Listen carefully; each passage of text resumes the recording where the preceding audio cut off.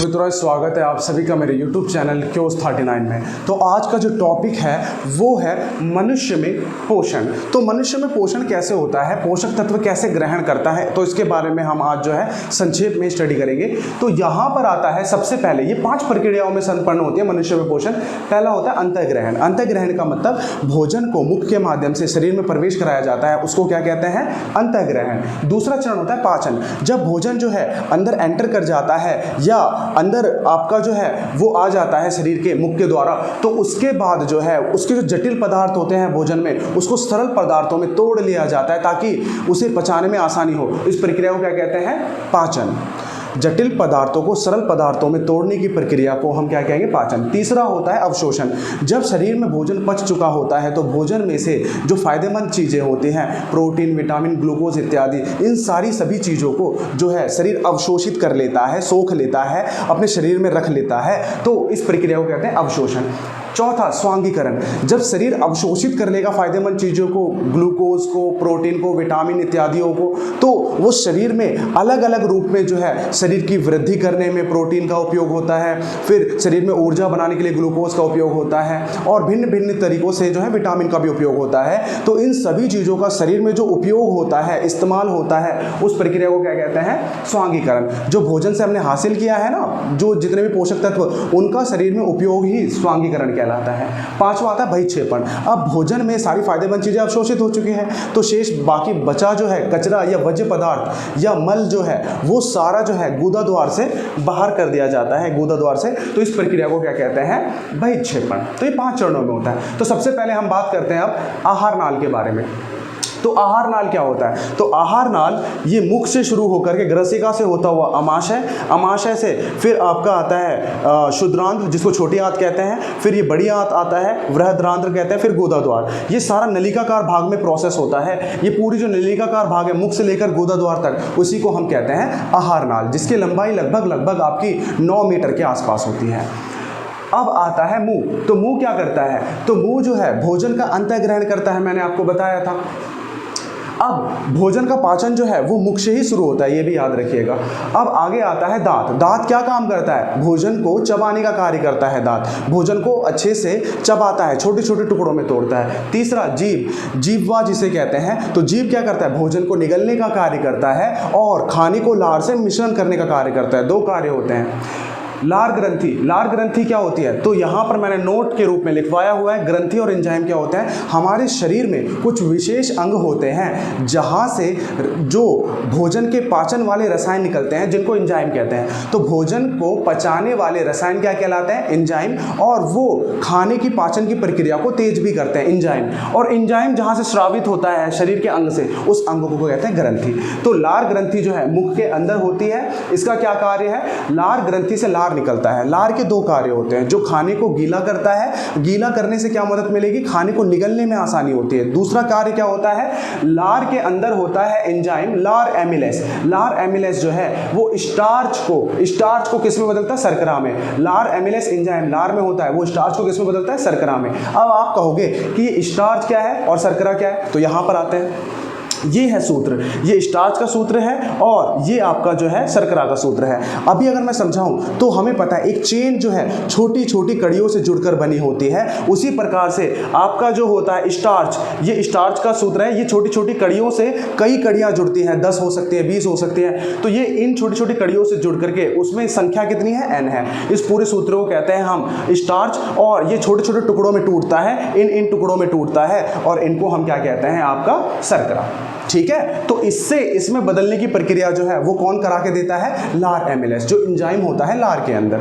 अब अगला आता है भोजन ग्रसिका। तो भोजन ग्रसिका क्या होती है, तो भोजन ग्रसिका जो है वो मुख से लेकर के अमाशय तक जो एक नलिकाकार भाग होती है वो होती है ग्रसिका। ग्रसिका क्या करती है, कर्माकुंचन गति करती है। कर्माकुंचन गति का अर्थ है कि आपका यहाँ से देख लीजिए, कर्माकुंचन गति का मतलब है मांसपेशियों का संकुचन और शिथिलन। मतलब एक बार सिकुड़ेगा और थोड़ा सा फैलेगा, फिर वो नीचे नीचे खाना जो है थोड़े थोड़े हिस्सों में जो है निगलने का कार्य होता है। तो मांसपेशियां जो है फैलती हैं, फिर स्थिर रहती हैं, फैलती है थोड़ा थोड़ा करके, वो मांसपेशियों के खिंचाव से जो है भोजन कहाँ प्रवेश करता है, आमाशय में। तो कर्माकुंचन गति कहते हैं इसको। तो कर्माकुंचन गति मांसपेशियों का संकुचन और शिथिलन होता है, कौन करता है, भोजन ग्रसिका। तो अगर आपके पेपर में ये पूछा जाएगा कि भोजन ग्रसिका का क्या कार्य है, तो भोजन ग्रसिका कर्माकुंचन गति द्वारा भोजन को मुख से लेकर कहाँ पहुँचाती है, आमाशय में।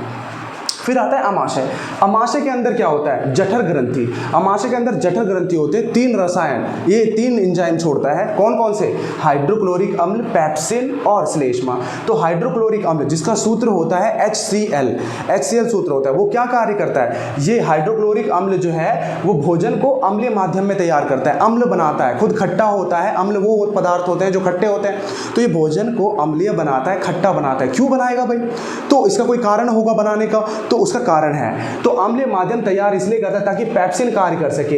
ये जो इसका दूसरा एंजाइम है पेप्सिन जठर ग्रंथि का, ये तभी कार्य कर सकता है जब खाना कैसा होगा, अम्लीय। कौन बना के देगा, वो बना के देगा हाइड्रोक्लोरिक अम्ल या HCl बना के देगा। अब पेप्सिन खुद क्या कार्य करता है, प्रोटीन का पाचन। जो भोजन में प्रोटीन होगा उसको पचाने में पेप्सिन सहायक होता है, पर ये तभी काम कर सकता है जब भोजन अम्लीय होगा। अम्लीय कौन बनाएगा, आपका हाइड्रोक्लोरिक अम्ल। तीसरा होता है श्लेष्मा।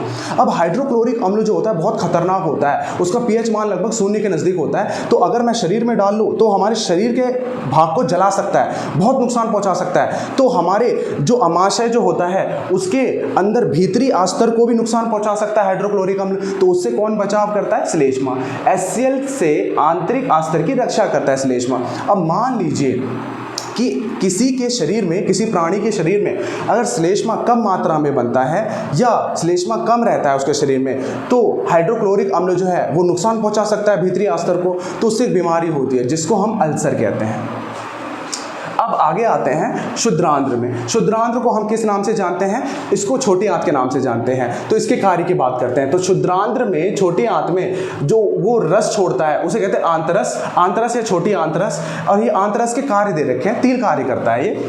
कार्बोहाइड्रेट को ग्लूकोज में बदलना। तो कार्बोहाइड्रेट भी इसी प्रकार की श्रृंखला होती है जैसे स्टार्च की है, लगभग उसी प्रकार की होती है। तो कार्बोहाइड्रेट को भी किस में बदला जाता है, ग्लूकोज में। आंतरस का पहला कार्य है। वसा जो होती चर्बी, उसको वसा अम्ल ग्लिसरॉल में बदला जाता है, दूसरा कार्य। तीसरा, प्रोटीन का पाचन लिख लो, या प्रोटीन को अमीनो अम्ल में बदला जाता है। कहाँ पर, आंतरस के द्वारा बदला जाता है। किसके अंदर, छोटी आंत के अंदर या शुद्रांत के अंदर। तो ये जो है, ये तो आपका जो छोटी आंत या शुद्रांध्र के जो रस है उसका कार्य है। अब आगे आते हैं यकृत। तो अगर मैं यहाँ डायग्राम में देखूँ, ये है छोटी आंत जिसको शुद्रांध्र कहते हैं। ये 3 चीज़ों से जुड़ा होता है, 3 चीज़ों से। कौन, किससे किससे, एक तो जुड़ा होता है आपका यकृत से जिसको लिवर कहते हैं, और दूसरा जुड़ा होता है अग्नाशय से, और तीसरा ये अमाशय से। तो 3 चीज़ों से जुड़ा हुआ होता है। अब ये जो आपका यकृत है, लिवर, ये आपका एक रस बनाता है जिसको हम पित्तरस कहते हैं। तो ये जब पित्तरस बनाता है भोजन को पचाने के लिए, तो ये खुद इकट्ठा नहीं करता, वो कहाँ इकट्ठा हो जाता है, पित्ताशय में, जिसको पित्त की थैली भी कहते हैं। और इसके अंदर जो रसायन इकट्ठा होता है उसे पित्त भी कहते हैं। तो ये जो आपका जो है यहाँ पित्ताशय में पित्त इकट्ठा हुआ है, जो किसने बनाया, यकृत ने, वही आपका जो है रसायन छोड़ता है किसके अंदर, इसके अंदर। तो हमें ये पता चल चुका है कि छोटी आंत 3 चीज़ों से जुड़ा होता है, यकृत से, किसके माध्यम से, आपका पित्ताशय के माध्यम से, दूसरा अमाशय से, तीसरा अग्नाशय से। अब यकृत क्या करता है, यकृत पित्तरस छोड़ता है पित्ताशय के माध्यम से। तो पित्तरस जो होता है, पहले इसका कार्य देखते हैं। तो पित्तरस जो है भोजन को अम्लीय से क्षारीय में बदलता है। तो अब मुझे पता है, पीछे हमने पढ़ा कि हाइड्रोक्लोरिक अम्ल जो है भोजन को खट्टा बनाता है, अम्लीय बनाता है, ताकि पेप्सिन कार्य कर सके। अब ये जो भोजन यहाँ पर उतरेगा या यहाँ प्रवेश करेगा छोटे आंत में, वो अम्लीय रहेगा। तो उसको अम्लीय से क्षारीय, कड़वा बनाया जाता है खाने को। अम्लीय से बिल्कुल विपरीत होता है क्षारीय, ठीक है। तो अम्लीय माध्यम से क्षारीय कौन बनाता है, तो वो यकृत के अंदर जो होता है वो होता है पित्तरस। पित्तरस जो है अम्लीय से क्षारीय बनाता है। अब इसका कोई कारण होगा, ऐसा क्यों करेगा वो, तो ये अम्लीय से क्षारीय इसलिए बनाता है ताकि अग्नाशय के एंजाइम कार्य कर सके। ये अग्नाशय भी तो जुड़ा होता है, ये भी तो अपने रसायन छोड़ेगा। तो इसके अंदर के एंजाइम तभी कार्य कर सकते हैं जब खाना कैसा होगा, क्षारीय। और वो कौन बना के देगा, वो बना के देगा यकृत के अंदर का आपका जो है पित्तरस। अब दूसरा कार्य क्या होता है, पित्तरस के अंदर होता है पित्त लवण, जो बड़े बड़े वसा के चर्बी की गोलिकाओं, बड़े बड़े वसा के गोलिकाओं को जो है पित्त लवण छोटी छोटी गोलिकाओं में मतलब कि तोड़ेगा ताकि वसा का अच्छे से पाचन हो सके। इस प्रक्रिया को कहते हैं इमल्सीकरण। ठीक है, अब आगे आते हैं तो दो कार्य हमने पढ़ लिया। अब यकृत का कार्य समाप्त होता है, फिर आता है अग्नाशय। अब अग्नाशय से पहले मैं एक चीज बता दूं कि ये जो पित्ताशय होता है, जिसको पथरी की शिकायत होती है, तो उसके शरीर से पित्ताशय को निकाल लिया जाता है तो उसे क्या क्या परेशानी का सामना करना पड़ सकता है। तो हमें पता है कि अगर वो निकाल लिया जाएगा तो यहाँ पर दो दिक्कतें आ सकती हैं। एक तो पता है कि पित्त लवण होता है पित्तरस के अंदर, और पित्तरस कहाँ इकट्ठा होता है, पित्ताशय में। तो अब पित्ताशय अगर हटा लिया जाएगा, उसका ऑपरेशन होकर के उसे निकाल लिया जाएगा, तो पित्तरस नहीं होगा, और पित्तरस या कम मात्रा में होगा। तो पित्तरस अगर नहीं होगा या कम मात्रा में होगा तो वसा का पाचन करने में बहुत दिक्कत आ सकती है। ठीक है, तो वसा का पाचन जो है वो मुश्किल हो सकता है। तो डॉक्टर उसे सलाह देता है कि तली हुई और वसा वाली चीज़ें जो है वो ना खाए, वो नहीं तो वो काफ़ी हद तक बीमार पड़ सकता है। फिर अगला आता है अग्नाशय। अब ये अग्नाशय भी कुछ रसायन जो है स्रावित करेगा किसके अंदर, छोटी आंत के अंदर। अग्नाशय जो रसायन छोड़ता है उसे कहते हैं अग्नाशय रस। ये 3 इसके एंजाइम होते हैं, कौन कौन से, एमिलेस। एमिलेस क्या करता है, स्टार्च को ग्लूकोज में बदलता है। ये रहा, मैंने बताया था आपको, ये स्टार्च है, इसको ग्लूकोज में बदलेगा। ग्लूकोज का सूत्र क्या होता है, C6H12O6। दूसरा ट्रिप्सिन, ट्रिप्सिन प्रोटीन का पाचन करता है। फिर होता है लाइपेज, लाइपेज जो है वो तीसरा अग्नाशय रस होता है, ये वसा को वसा अम्ल और ग्लिसरॉल में बदलता है। तो यहाँ पर हमने काफ़ी देखा कि कई रसायन ऐसे हैं जो प्रोटीन का पाचन करते हैं, तो मैं आपको गिना देता हूँ। तो यहाँ पर पहला पड़ा पेप्सिन जो प्रोटीन का पाचन करता है। दूसरा हमने देखा आंतरस जो प्रोटीन का पाचन करता है। तीसरा अगर मैं बात करूँगा ट्रिप्सिन, ये भी प्रोटीन का पाचन करता है। ये चीज़ें हैं जो आपका स्टार्च या कार्बोहाइड्रेट का पाचन करती है। तो पहला हमने देखा लार एमिलेस एंजाइम जो होता है वो स्टार्च को शर्करा में बदलता है। दूसरा आपका आंतरस कार्बोहाइड्रेट को ग्लूकोज में बदलता है। तीसरा, ये सारी ऊर्जा बनाने के लिए इस्तेमाल में आती है जो कार्बोहाइड्रेट और स्टार्च होता है। तीसरा जो है वो हमने देखा एमिलेस, स्टार्च और ग्लूकोज में बदलता है। फिर उसके बाद अगर मैं बात करूंगा तो लाइपेज भी वसा को वसा अम्ल ग्लिसरॉल में बदलता है, और आंतरस भी वसा को वसा अम्ल ग्लिसरॉल में बदलता है। इसके 2 होते हैं। ठीक है, अब आता है दीर्घरोम। दीर्घरोम क्या होता है, तो अब दीर्घरोम से पहले अगर मैं बात करूंगा तो यहाँ पर इसके बारे में मैं बता देता हूँ। छोटी आंत की जो लंबाई होती है लगभग मनुष्य में, एक हष्ट पुष्ट मनुष्य में ये कम से कम 6.5 मीटर की लंबाई होती है। अब ये क्वेश्चन आपको एग्जाम में पूछा जाता है कि जो शाकाहारी जीव हैं उनकी छोटी आंत की लंबाई ज़्यादा होती है, और जो मांसाहारी होता है उनकी छोटी आंत की लंबाई कम होती है। तो इसका क्या कारण है, तो इसका कारण है जो शाकाहारी जीव हैं वो घास का सेवन करते हैं। घास के अंदर होता है सेल्यूलोज, जिसको पचाने में अधिक समय लगता है। तो अधिक समय लगेगा तो अधिक समय तक रहना पड़ेगा उसे छोटी आंत के अंदर, क्योंकि छोटी आंत या जो क्षुद्रांध्र होता है वही मेन पाचन का कार्य करता है आखिरी में। तो इसलिए क्योंकि घास के अंदर सेल्यूलोज होता है उसे पचाने में अधिक समय लगता है, इसलिए आपका जो है छोटी आंत की लंबाई शाकाहारी में अधिक होती है। और दूसरी ओर अगर मैं मांसाहारी जीवों की बात करूं तो मांसाहारी जीवों में जो है वो मांस का पाचन करते हैं, जिनको पचाना आसान होता है, इसलिए उनकी छोटी आंत या क्षुद्रांत की लंबाई छोटी होती है।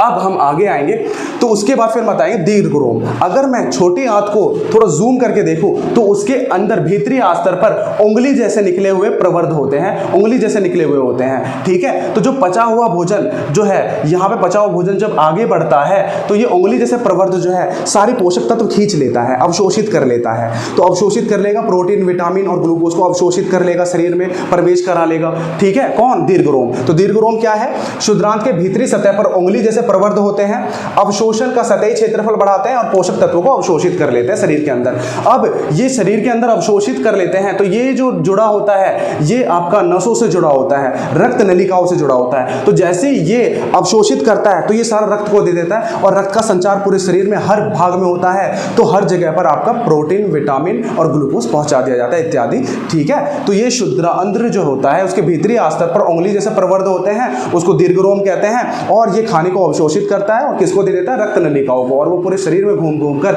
शरीर की जरूरतों को पूरा कर देती है। ठीक है, अगर ये शरीर के हर जगह पहुंचा दिया जाता है तो उसके बाद किसकी प्रक्रिया संपन्न होती है, स्वांगीकरण की। ठीक है, स्वांगीकरण का क्या मतलब है, स्वांगीकरण का मतलब मैंने आपको बताया कि जब शरीर में प्रोटीन, विटामिन, ग्लूकोज इत्यादि पहुंच जाएगा तो उनका हर जगह इस्तेमाल होगा, उपयोग होगा, जहां जहां जरूरत है शरीर की वृद्धि के लिए। ठीक है, और कोशिकाओं को ठीक करने के लिए, और अगर मैं बात करूंगा ऊर्जा बनाने बनाने के लिए। तो ये सभी कार्य जो होते हैं वो स्वांगीकरण में होते हैं। अब मान लीजिए ये कार्य होने के बावजूद भी थोड़ा बहुत ग्लूकोज अगर बच जाता है शेष मात्रा में, तो वो जाकर के आपका जमा हो जाएगा यकृत में ग्लाइकोजन की फॉर्म में। याद रखिएगा, अगर ग्लूकोज आपका जो है अतिरिक्त शेष बच जाता है तो वो यकृत में जाकर के ग्लाइकोजन की फॉर्म में स्टोर हो जाता है, ग्लाइकोजन के रूप में स्टोर हो जाता है। अब आते हैं आगे। तो दीर्घरोम के बारे में मैंने बता दिया। फिर सारा जो है इसमें से सारा पोषक तत्व ग्रहण कर लेगा, शरीर अवशोषित कर लेगा दीर्घरोम। फिर बचा हुआ शेष खाना कहां प्रवेश करेगा? बड़ी आंत में। तो बड़ी आंत में जब भोजन जाता है तो वो जल को अवशोषित करता है, तो बाकी जो है शेष क्या बचा? मल बचा, कचरा बचा, तो वो सारा गुदा द्वार से जो है वो बाहर कर दिया जाता है। तो ये है आपका पूरा मनुष्य में पोषण। तो मुझे पूरा भरोसा है आपको ये वीडियो समझ में आया होगा, और अगर आपको ये वीडियो अच्छा लगा हो तो प्लीज़ मेरे चैनल को सब्सक्राइब करें और सपोर्ट करें इसी तरीके से, और अपने फ्रेंड्स में शेयर करें। तो मिलते हैं इसी के साथ ही अगले नेक्स्ट वीडियो में। Thank you so much.